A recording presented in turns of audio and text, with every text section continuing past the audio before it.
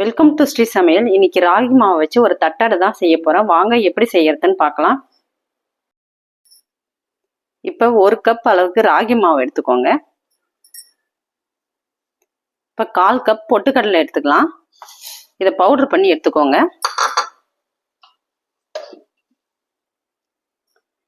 இப்போ பவுடர் பண்ண பொட்டுக்கடலையை இந்த ராகி மாவுல மிக்ஸ் பண்ணிக்கலாம்.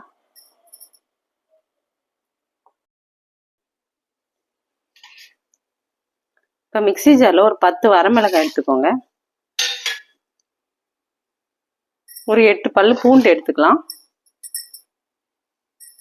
இப்போ இதை கொரப்பா அரைச்சி எடுத்துக்கோங்க. இப்போ இதை அரைச்சி எடுத்தாச்சு.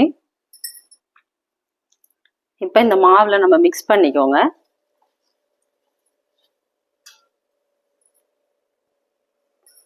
ஒரு 2 ஸ்பூன் அளவுக்கு கடலைப்பருப்பு 1 மணி நேரமாக ஊற வச்சு எடுத்திருக்கேன். இப்போ இந்த மாவுலேயே இதை சேர்த்து மிக்ஸ் பண்ணிக்கலாம். பொடியோ கருவேப்பிலையோ கட் பண்ணிக்கோங்க.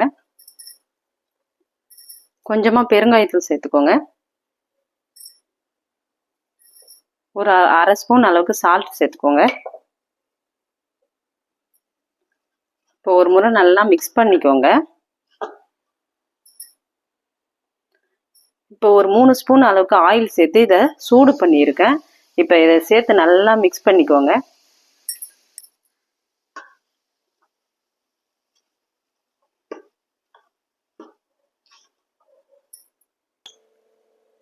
இப்போ ஆயில் சேர்த்து நல்லா மிக்ஸ் பண்ணியாச்சு.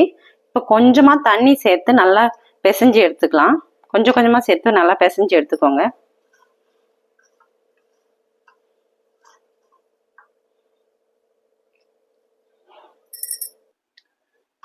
இப்போ நல்லா பிசைஞ்சு எடுத்தாச்சு.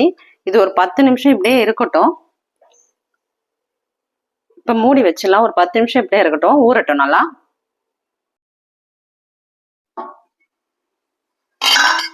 இப்போ மாவை சின்ன சின்ன பாலா உருட்டிக்கலாம்.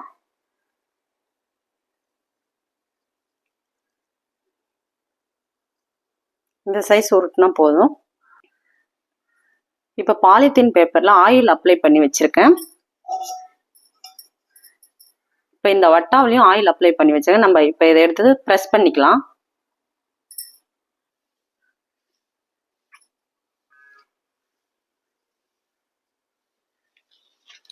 இப்போ இது மாதிரி எடுத்துக்கோங்க. இப்போ எண்ணெய் சூடாயிருக்கு. இப்போ நம்ம போட்டுக்கலாம்.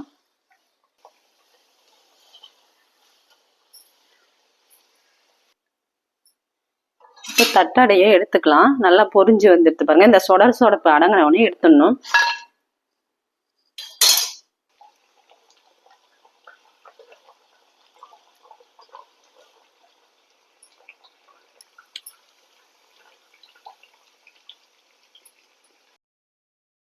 பாருங்க எப்படி சவுண்டு கேக்குது பாருங்க.